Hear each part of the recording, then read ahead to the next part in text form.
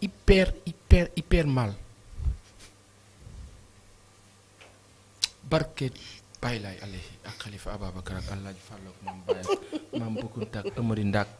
sunu maam ba ak sunu maam Amad Jégé nag Cheikh Omar Foutiyou Tall ak kilifa yi fi nekk yëpp ak nitu yàlla yëpp j'ai hyper immensément mal bal leen ma redondance bi sawaay sawaa dëkk di gën a ñàkk nga ne yaa ngi jëm kanam soose xulin sa jaboot di gën a tumuranke nga ne yaa ngi jëm kanam yaa ngi leen di dimbali ñàkk gaa ngi wàññeeku c'est quoi ñàkk gaa ngi wàññeeku ce sont les institutions qui nous disent que ñàkk gaa ngi wàññeeku au Sénégal au temps de Wade le taux de pauvreté était de 49%. tey boo leen ne yokku na de plus de 50% kilifa yi boo xefee ñu daggal la weddi la ne la amut chiffre pour chiffre jarul xam-xam jëlal sa micro bii taxaw ci mbedd mi koo dajal rek ne ko may ma téeméer. $1 mooy le seuil de pauvreté dans le monde maanaam nit lu mu tumuranke bu xëyee war naa yor téeméer. jëlal Abdou Fall sa caméra bii ak sa micro da nga wax bi tàllal ko nit ñi ci mbedd mi kaa dajal rek ne ko may ma téeméer mën na la ko may mën na ko am boo amee 10 personnes yu la may téeméer 5000 francs la sa journée baax na de mais c'est à voir ndax di nga am 1000 francs ci 10 personnes man dama am benn li tax ma ne j'ai mal ñun dañoo bokkoon ci ñi gëmoon ne que ñëw nañu ba 2009 2010 ñu gis ne am na ay dérives yu commencé am ci gestion du pouvoir du président Wade Ablaye Wade président yi fi jaar yépp moo ci gën a am pas-pasu yéene ci réew mi. ça c'est ci vrai. xeex ci wax ci lépp. def na de il a essayé mais ñi ko wëroon. daf ci am ña nga xam ne ñu ngi wàll si après feu Boubacar Sall sanu baay boobu yàlla na yàlla àtt ko ci yërmandeem yu gën a kawe. amiin kooku nitu dëgg la woon ñenn ñi jàpp nañ ni bu fi nekkoon ci jamonoy Wàdd am na dérive yoo xam ne du am malheureusement quand il est parti il y a eu d'autres leaders qui ont émergé aux côtés de Wàdd des bandades catastrophes affaire bi mel ni sabaru la yàlla xam doy na. Aujourd'hui nous avons quelqu'un qui est à la tête de la magistrature suprême au Sénégal qui pense que dans sa façon de faire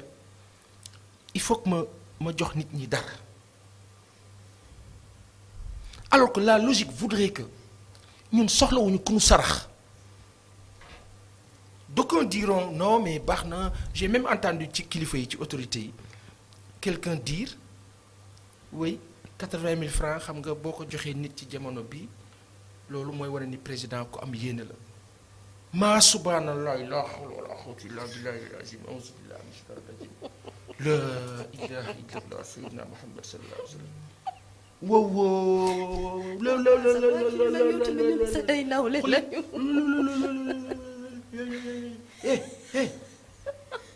ay Chérif waroon na fi nekk waaye instant bi nii dina ci wax après bu ñëwee. waaw non est-ce que vous imaginez le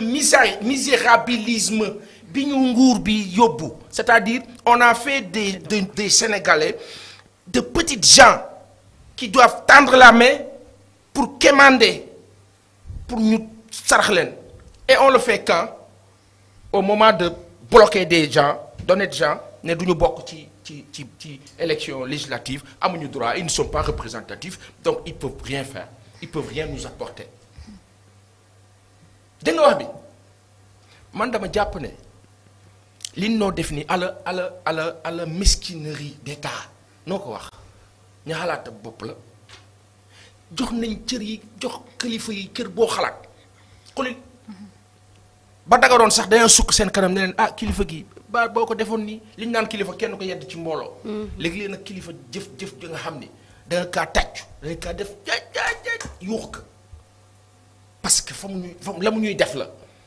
comment comment vous pouvez comprendre 2012 à 2022 laaj leen nit ñi litre diwlin ñaata lay jar les 80 000 francs qu'on va donner à cette famille là léegi da nga ne da ngay wàññi ñàkk gi ci réew mi jox nga ay famille plus de 500 près de quoi 542 000 familles nga ne jox nga leen ku si nekk 80 000 nga ne mooy 43 milliards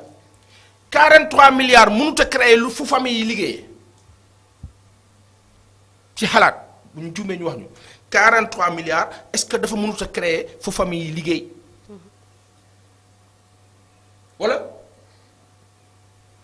aujourd'hui lan moo indi ñàkk bi Sénégal